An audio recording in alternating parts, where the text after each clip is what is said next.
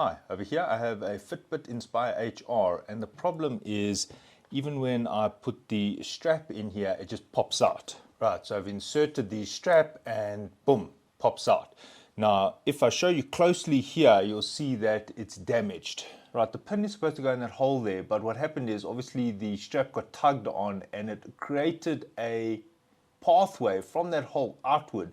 That might show it better. So there's a groove from the hole outward, and what's happening is the strap keeps popping out. In this video I'm going to demonstrate how to solve that problem. So there's the pin that comes with it, and there you can see how it can pop out. Yeah, I did lift it a bit, but obviously with the strap and the additional force, it pops out and there's a groove which has formed there. So in order to solve this problem, I need to recess that hole a bit and possibly use a different spring bar. Now for small watches like this, a drill bit is too big. So I can't drill it unless you've got a very small drill bit. One option is to use a soldering iron, but the soldering iron must have a very fine tip.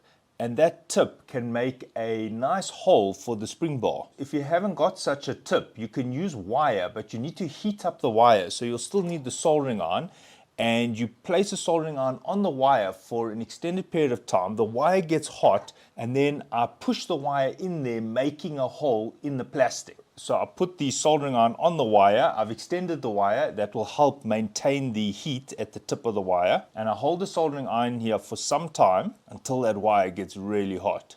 Then I take that wire and I put it in there and I make the hole a bit bigger, and I turn it like this.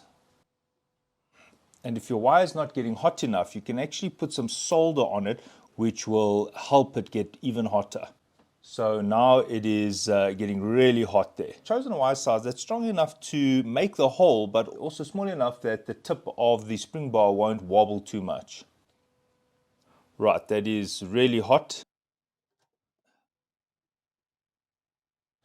And I do this a few times. If yours is still not deepening that hole, I've just put some solder here. I'm holding the wire in place, and now I've formed the wire in such a way that my soldering iron will not get in the way, and I'm actually going to do this live. So now I'm going to be melting it. Just be careful not there. Wow. Right, so now I've got a nice deep hole there. Notice how deep it is. If you watch me remove the wire, I'm very careful not to come through the other side, but look at this. So that is definitely deep enough. Now what I do is I just take a screwdriver and I just make sure that the surface is flush. I don't want anything sticking out, so it is flat in there. There's no burrs.